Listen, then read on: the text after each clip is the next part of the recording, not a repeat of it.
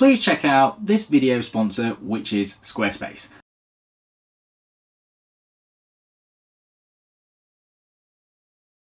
Hello Hambini fans, and welcome to another episode of The Muppet Show, starring your favourite brand from the cycle industry. But today, something different.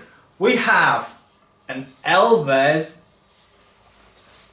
Vanyar frame.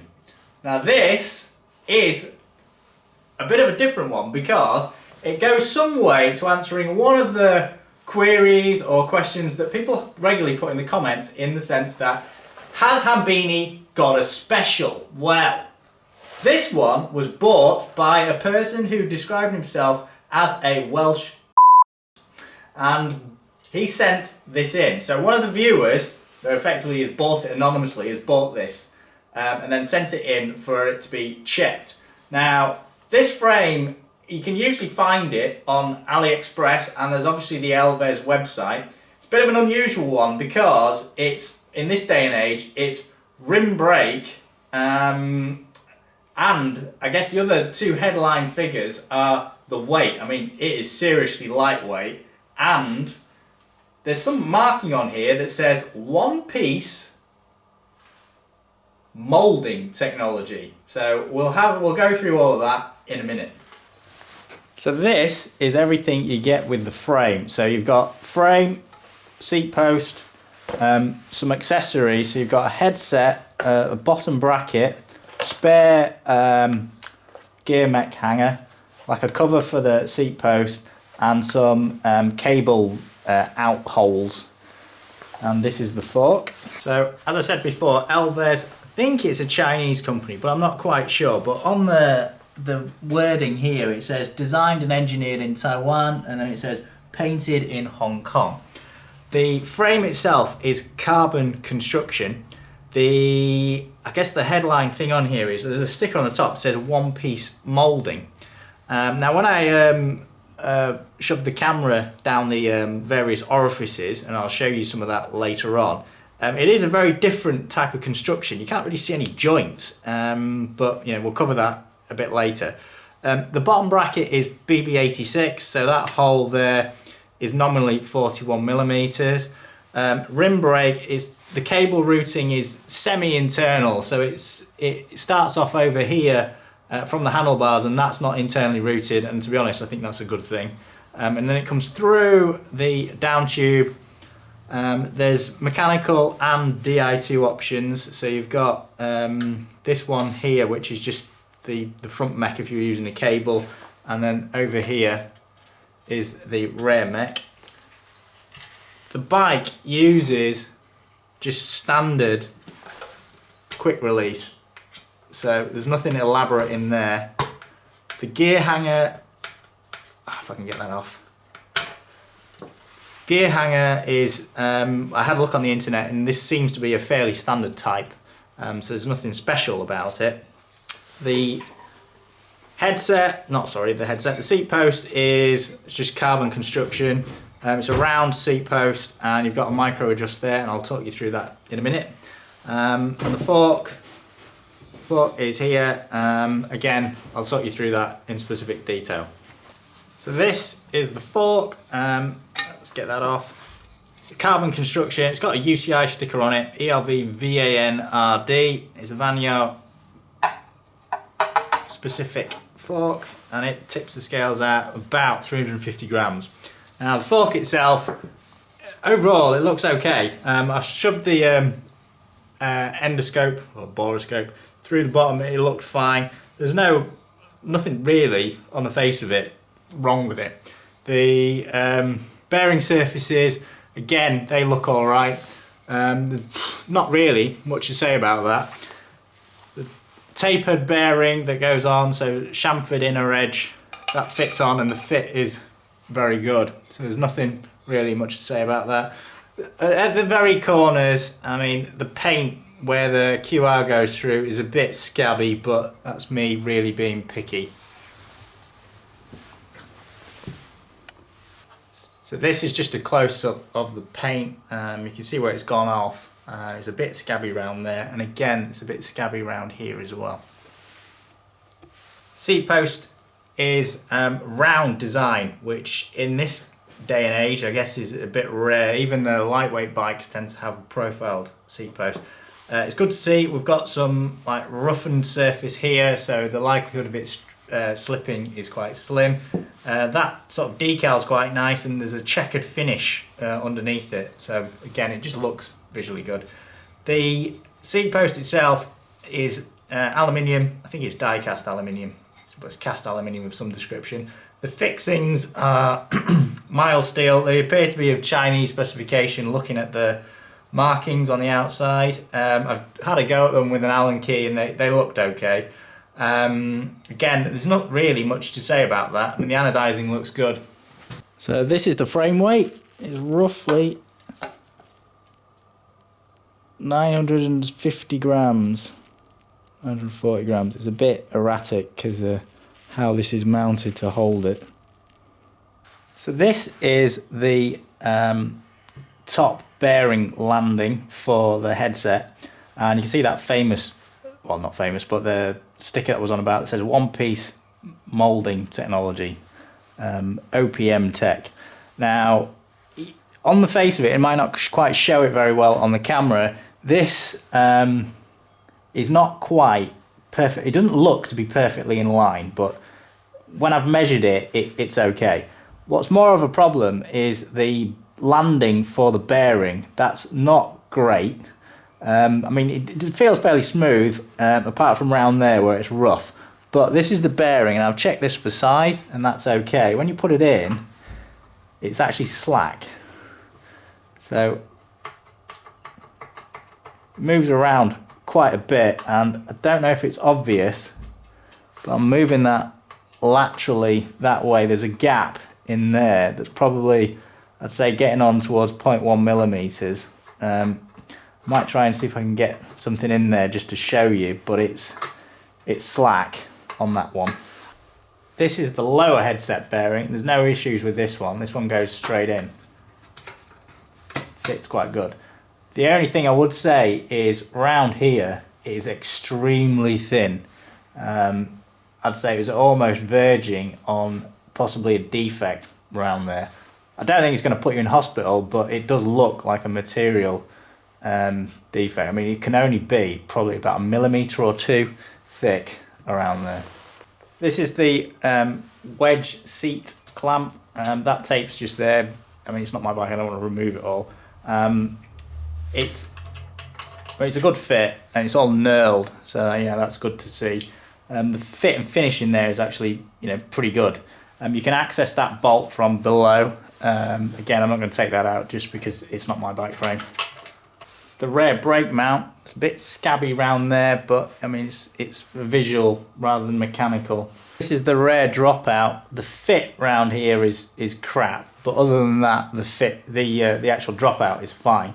Again, there's some scabby paintwork, but again, I'm being picky. This is the drive side bottom bracket hole. It's not the best I've seen, and it's not the worst I've seen. It's probably teetering towards bottom of the middle. It's not regular, so you can see that. I'll take some pictures so you can see in the PowerPoint, but the wall thickness there versus there is not regular. The other thing, and it isn't going to show up that well on camera, is there's some like scrapes, nicks, and very small voids all the way around it. When I say small, it must be no bigger than 0.5 millimeter that you can visibly see. And inside, there's also a gouge mark. The bottom bracket isn't well. I'll show you the dimensions in a minute, but it's not great.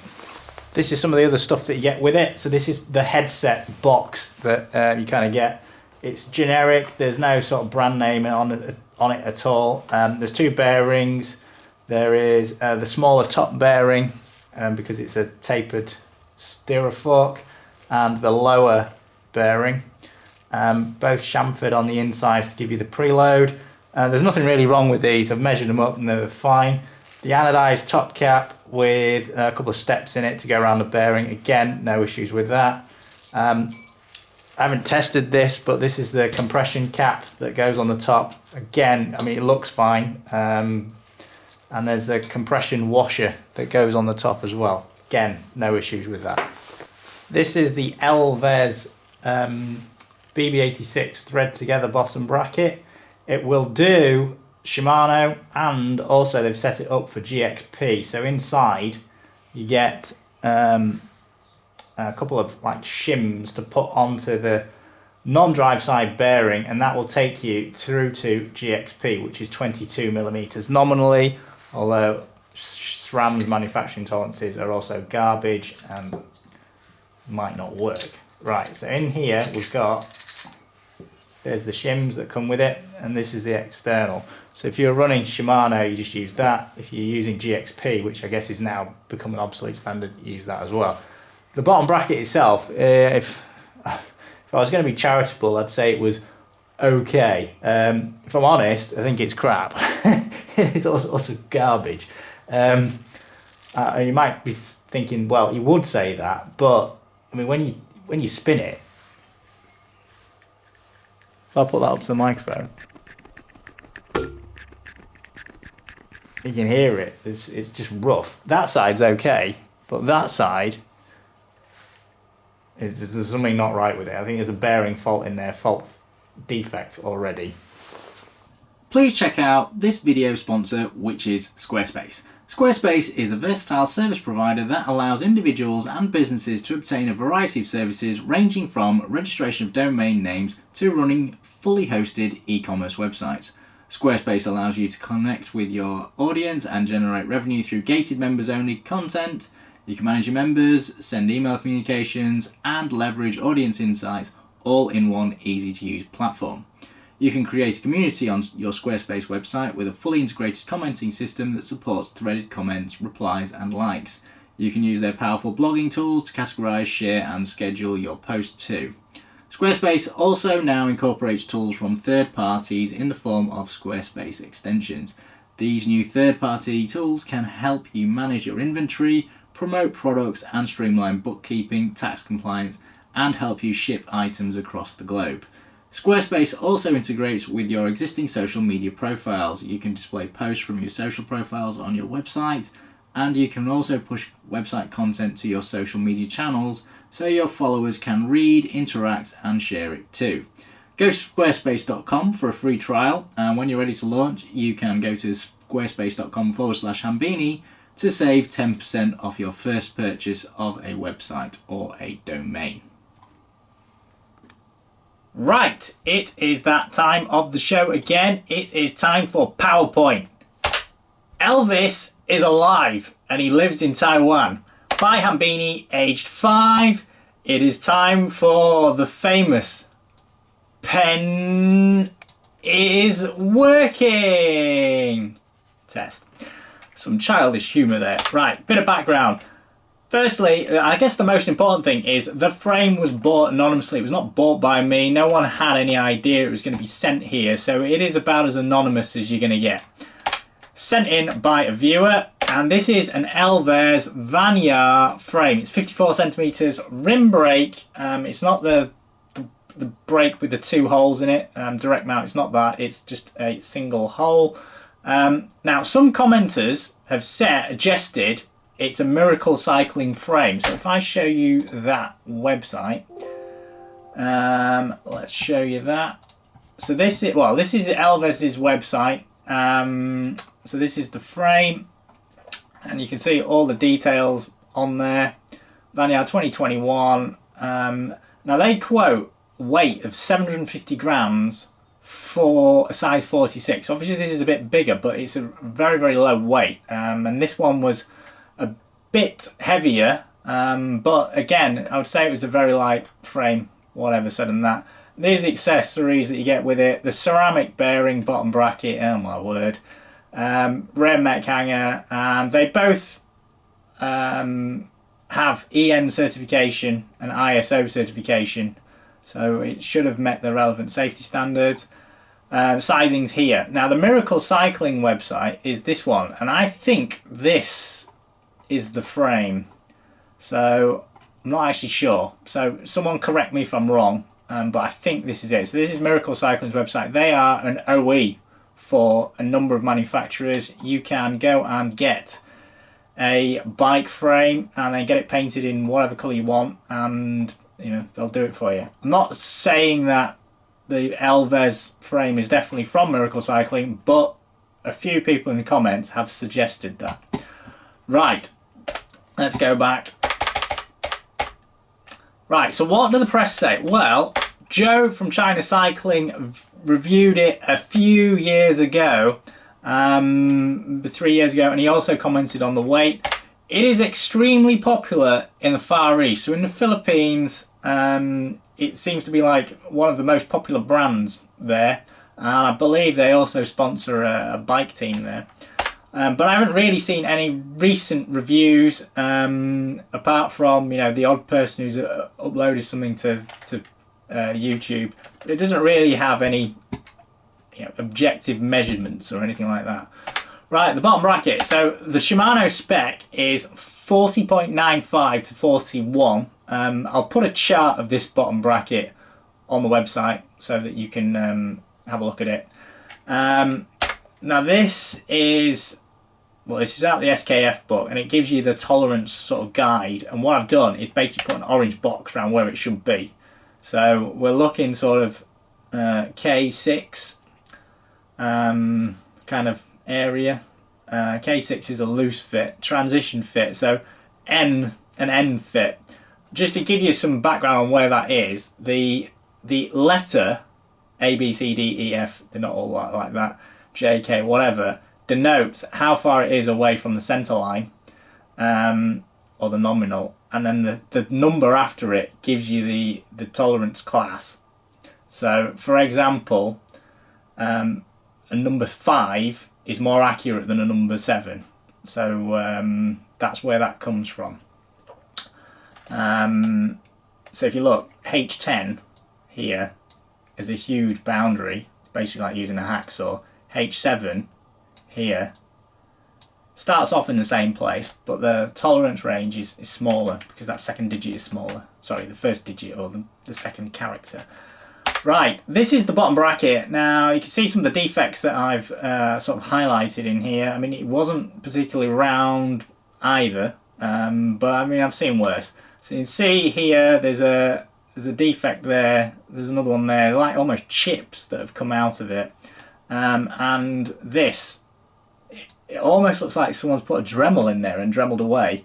And there's also like some scratches around here and another gouge. I wonder if this has been post-manufacturing machined in some description, but anyway, that's what I found. This is a bit more of a concern, really. Now, I don't know what the limit of the wall on that is, but in my engineering opinion, that looks extremely thin, very thin. You know, bear in mind the bearing wall thickness is what, 5 mil, maybe something like that, 5-6 mil, 52 to 42, yeah, probably something along those lines. Of it is only, you know, a couple of mil, 2-3 mil max, and that's me being very, very conservative. I think it's much smaller than that. And the thing to note is when you look at one side, have a look at the other. So you know, it's very thin there, but comparatively on the other side, it's much thicker. Much thicker. So again, you know, bear that in mind. This is the rear, well, the gear hanger. So where the rear mech bolts on. It's a crap fit. You can clearly see the gap there. I mean, it's possible that this could have been drilled incorrectly, but I mean, you can see the gear hanger there, and you can also see part of the carbon there. So I don't think that's all that great. I don't think the end user is going to have all that much of an issue, but you know, it's there, it's to show you. This is the interior shots of the frame. There was a marking in there. I don't know if someone wants to decipher it. I've left it on here, so it's something like U9TW. There's a better shot here. U9TW, I think it's 920TA. Must be some sort of frame marking. Well, does anyone know what this is? In it looks like it's filler or something from the outside. Now when I tapped it at the corresponding place on the outside, which was in a bit of a dodgy area, in the sense I couldn't get in very well, it didn't feel any different to the rest of it. So I don't know what it is, but you've got a lot of what looks like adhesive next to it. That's what the grey stuff is. Interior of the frame, you can see the two cables for the rear, I think that's the front mech. Front mech and rear mech. So they're the gear cables, so that's the down tube. Yeah, that's right, that's the down tube. You see a bit of tenting here. So there's the carbon layer has displaced slightly. Now there was some speculation as to whether that was the inner bag. I don't think it is because of the colour. But again, you know, I could be wrong. And this is another shot down the down tube. Not down tube, sorry. That's the seat tube. This is one of the bottle holder bolts or bottle holder rib nuts. So it's come through. There is some displacement around here. I mean, it's good to see that they've reinforced it. So this layer of carbon is reinforcement for that, I guess, because they've drilled it. It's very clean up here, you see, but then when you go down, it's not as neat. And then yeah, the down tube had quite a lot of this going on. And again, you know, it's not ideal. I'm using someone else's words there. It's not ideal. You can have T1000 fibre, T700 fibre. If your manufacturing tolerance is not up to it, then it might as well be T10. Because literally that is the strength difference. It's all in the manufacturing. Right, overall, well, it is extremely lightweight. It didn't get anywhere near the 750 grams, which is the headline figure on their website. Admittedly, it's not a 46, but yeah, it's still lightweight when you pick it up. Interior is probably, I'd say, a bit below average. There's a bit of tenting in the down tube. It's not really going to, I mean, it's not the end of the world, but it's not perfect. External dimensional accuracy was good. It was all fairly square and in line. The fit on the upper headset bearing was quite slack, so I showed you that in the video. And you had a thin sidewall on the bearing seat. It potentially looks like a defect. And the bottom bracket was crap. It was garbage. Absolutely rubbish. That's it. Now, if you do have any questions, then please use the box below and I will do my best to respond to them. I want to also like to say thank you to the person that sent that frame in. You know, I'm very grateful for that. And as always, keep banging your hairdresser.